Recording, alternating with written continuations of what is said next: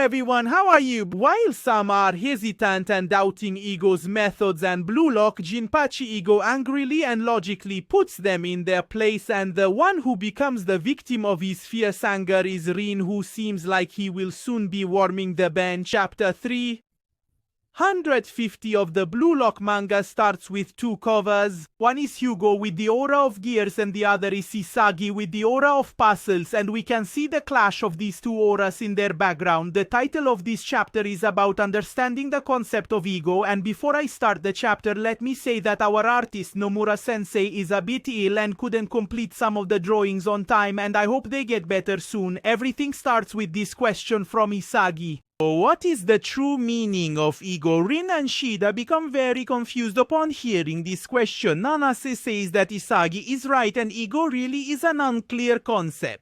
Hiyori also wants to know what it means, but Bachira raises his hand like a kid in class and says he knows what it is. Bachira believes that ego is the monster inside them. Higiri disagrees and doesn't think that ego is too related to emotions. Rather, he believes ego is one's true and inherent self. Ryo says that for him, ego means being selfish. Yukimiya agrees with Ryo and sees ego as something where a person selfishly doesn't care about others, but Gagomaru and Otaya agree with Chigiri and believe that ego doesn't mean harming others.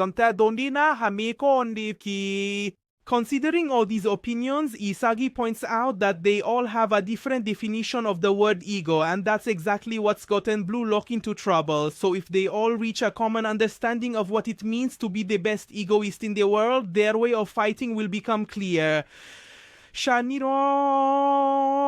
Bachira, whose mind is elsewhere 99% of the time, pretends to finish your idea. Ikai pretends to understand. Aiku also knows Isagi's suggestion well, and this is where ego enters by calling Isagi's plan good.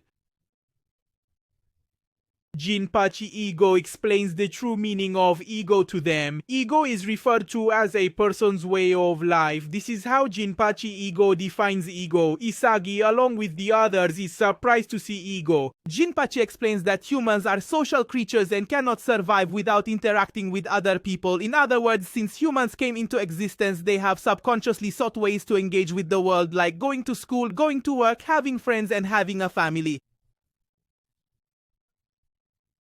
When they face realities and their ideas like talent, surroundings, appearance, and mindset through trial and error, all of these together shape their identity. Everything that a person gets angry about or celebrates, everything they mourn or believe in, these are the choices that show a person how to play the game of life, and the criterion for evaluating all these decisions is the ego. The ego is like a compass that shows what kind of life you should have. Sandu pretends to understand everything to not fall behind, but we know what he's mostly thinking about now. Otaya thinks that ego is like a compass for the heart. Yukimiya agrees and says that when his ego is in the most harmonious form with his playing style, he feels his performance in playing football improves. Hiyori realizes that everything Jinpachi has taught them so far, like being original, thirst, and harmony, has been to force them to confront their own ego. Jinpachi confirms Hiyori's words and says that the best egoist in the world is someone whose playing style is more suited than anyone else's to becoming the best player in the world. This means his ego is aligned with what he wants and he doesn't let doubt enter his heart. Pasei, Shidi, Eke.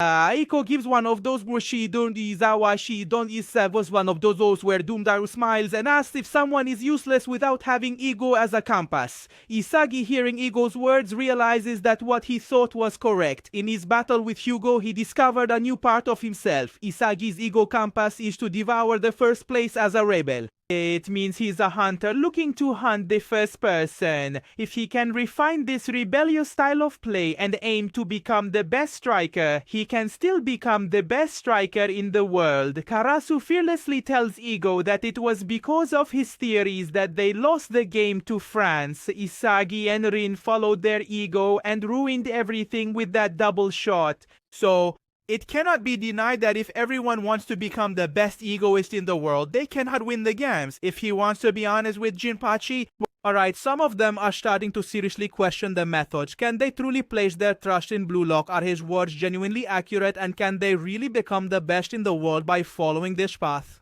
Pacheco, upon hearing these statements from his student, completely disregards them and begins to laugh maniacally.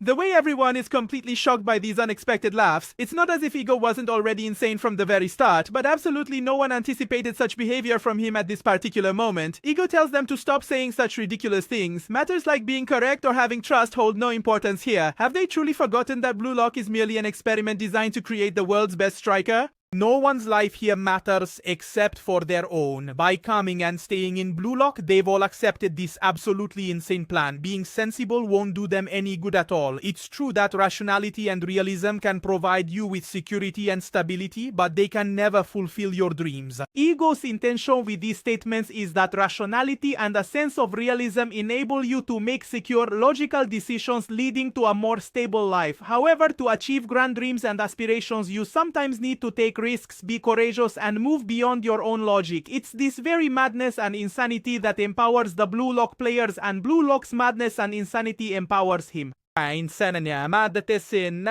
is how Blue Lock has been able to reach this point. If they have any doubts about it, they can just go away. Of course, he also said something much harsher that YouTube would definitely flag. The players all remain completely silent and don't say a single word. Ego continues his remarks, saying that apparently his team still hasn't understood why they lost to France by time the shows. The main reason wasn't a strategic mistake, nor was it the opposing team's power. And here, slamming his fist down hard on the television, he declares that the reason for their loss was that some of them on the field simply didn't believe they could become the best striker in the entire world. Even Isagi is scared by this sheer amount of Ego's anger. They got lucky this is the Blue Lock facility, Ego, otherwise it would seriously undermine Japan's reputation for hospitality during the World Cup. Ego tells them they found themselves in this predicament because some of them are still searching for alternative paths in life. Meanwhile, from the very outset, Blue Lock's primary objective has always been to forge the world's greatest striker. Ego's hand begins to bleed and his disciples' bodies start to tremble, completely overcome by fear. Ego then confronts them, saying, "Do you truly dare to doubt me? What about your own ego, you pathetic pieces of trash? Shadow." So the problem isn't their ego or its methods, but the problem is with themselves. They should go and resolve their doubts about their own ego, and if they don't do that, they'd better just get lost and leave. So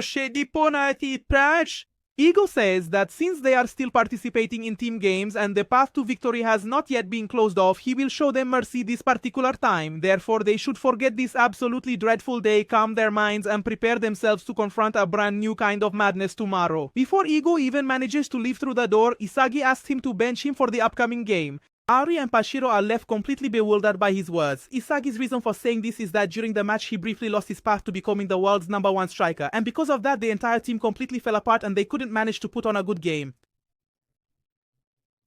So, by staying out of the game, he wants Blue Lock to be reborn. Ego pauses, agrees with Isagi, and wants to bet on Blue Lock's rebirth. But Isagi isn't the one out. It's Rin who has to warm the bench. Rin gets enraged hearing this, and it seemed he wanted to confront Ego. We don't know if Ego's reason for this was to ruin Isagi's shot or not, because Rin was acting based on what he knew about his own ego, Kai. However, I believe Rin's significant dependence on Isagi for his personal growth, his intense anger at being left behind by Isagi, and the deep internal conflict he experiences regarding his brother Sei are the main contributing factors to his current situation. So what are your personal opinions and theories about this? Please be sure to let us know in the comments section, and make sure to click on the video that you can see right now on your screen and watch it. I truly love all of you, and I will definitely see you in the very next video.